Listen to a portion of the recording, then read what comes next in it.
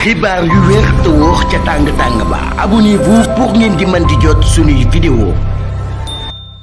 tey jii ci assemblée nationale ñi ngi amal ab liggéey muy examiner projet de loi bi jëm ci interpréter mbirum loi d'amnistie bi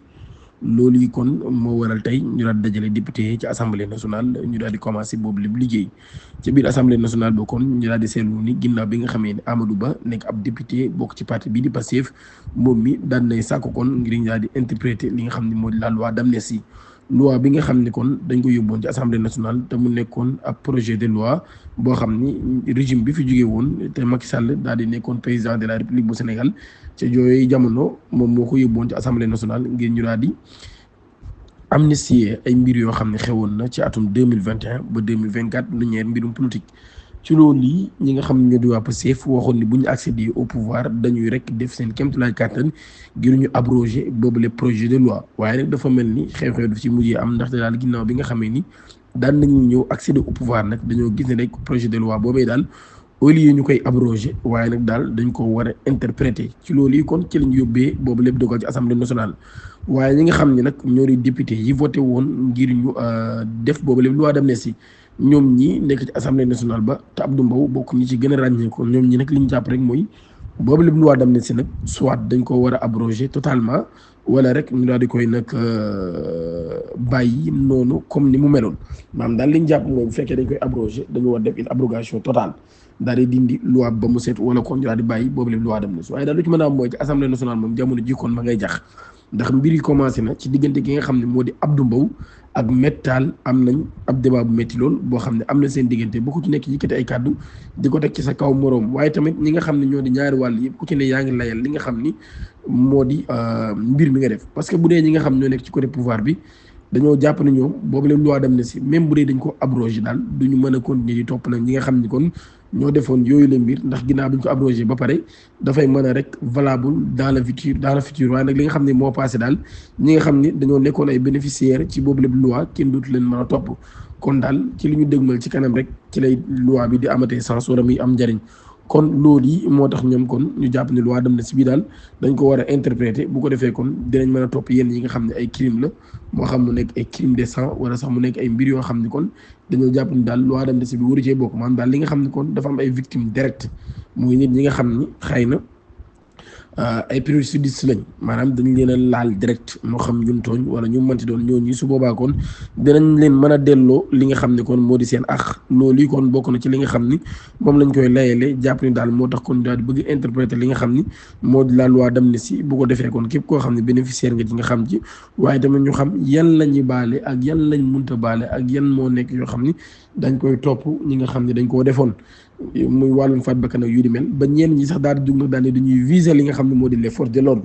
ñi nga xam ne ñoo nekkoon parti au pouvoir te ñu voté woon boobu lépp loi d'amnistie sax loolu yi lañ wax ñu ne dañoo viser les forces de l'ordre parce que daal buñ defee li nga xam ne moom lañ bëgg te Amadou Ba dafa boole woon ci boobu lépp projet de loi daal di def képp koo xam ne nag li nga def dafa am lu ñuy wax une motivation politique dafa def daal ayant une motivation politique su boobaa loolu yi rek dafay doon fee yoo xam ne nag dañ la koy jégal waaye ñenn ñi daal di wax daal nag loolu yi nag ki nga xam ne rek mooy attekat bi moom mii rek daal mooy xool ndax mbir mi ni def moom moo koy jox motivation politique wala bañ ko jox maanaam daal moom mooy mën a qualifier les faits moom mooy def enquête am ba pare mën a xam ndax mbir mi am na motivation politique wala amul li nga xam ni moo di motivation politique. waaye ci loolu yi bu ñu demee ci li nga xam ne moo di suñu code pénal bu réewum Sénégal dafay wax ci nit ñi nga xam ne dañoo wax ni les forces de l'ordre la ñuy viser. ñenn ci ay juristes daan nañuy dem ci code pénal bi daal ci jukki dara daal di indi wax ni daal ñi nga xam ne kon ñoo di ay forces de l'ordre bu dee ni ñoom ñii li ñu doon def ab autorité boo xam ni autorité compétent la moom moo leen jox ndigal ngir ñu def li nga xam ne moo di seen liggéey su boobaa maanaam bu ci nit ñàkkee bakkanam wala nit gaañu ci wala lu ci mën di xew su boobaa mënuñu cee topp nit parce que daal dafa nekkoon rek li nga xam ni mooy def li nga xam ni kon moo di liggéeyam mais ñenn ci waa APR tamit li ñu jàpp mooy ana lan moo tax ñu bëgg a abroger la loi d'amnistie wala sax ñu bëgg ko interpréter su nekkee ne ñoom dañoo waxoon ni dañ koy abroger parce que ñoom ñi daal kon dañoo jàpp ni dañ ko war a abroger totalement wala sax purement et simplement bu ko defee kon daal di delluwaat ginnaaw indiwaat ay enquête képp koo xam ne laal nga ci boobu la mbir ñu mën laa teg loxo mën a lijjanti yooyu la mbir ki nga xam ni moo di Pape Malick Ndour moom gisin boobu la amoon ci boobu la mbir dafa jàpp ni dañoo war a abroger purement et simplement la loi d'amnistie ku ci mel ni Bachir Fofana aussi moom mi gisin boobu la am ci boobu la mbir ak yeneen nit ñu bëree bëri yoo xam ne kon dañoo jàpp ni dañoo war a abroger purement et simplement la loi d'amnistie bu ko defee kon ñu daal di nag mën a def rek li nga xam ni maam képp koo xam ne laale nga ci woon boobu la mbir ñu mën laa teg loxo kon daal la loi d'amnistie bi mi ngi noonu waaye nag ba tey dafa am benn sew bu ci am parce que bu fekkee dañu dem ci lu ñuy wax cour pénale internationale CPI moom même bu fekkee dañuy abroger une loi d'amnistie aussi c'est-à-dire li nga xam ni bu fekkee dañuy def une loi d'amnistie aussi li nga xam ni ay crime la crime de sang wala ay crime de guerre wala mbir yu mel noonu wala sax li nga xam ni dafa am ay victimes directes loolu mënul bokk ci li nga xam ni moo di la loi d'amnistie même bu dee am na ay exception ay réew yu ko mës a def ci histoire bu demee ci Afrique du Sud seen loi d'amnistie bi ñu defoon mais dañu tegoon benn charte ni balaa ñu koy voter faaw ñu daal di indi ñi nga xam ni ñoo di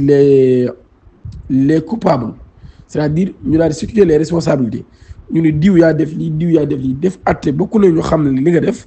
ñu dog laa nag daal di baal bu ñu lay baal en Espagne lu mel noonu amoon na fa en Argentine lu mel noonu amoon na fa ak yeneen dëkk yu bëree bëri mën nañ dem fii ci en Afrique soriwul dal Rwanda après seen génocide bi mu amee bi ñu defee une loi d'amnistie après dañoo taxawal benn cour pénale militaire boo xam ni ci lañ àttee yenn crimes yi donc une loi d'amnistie mën nañ kaa def ngir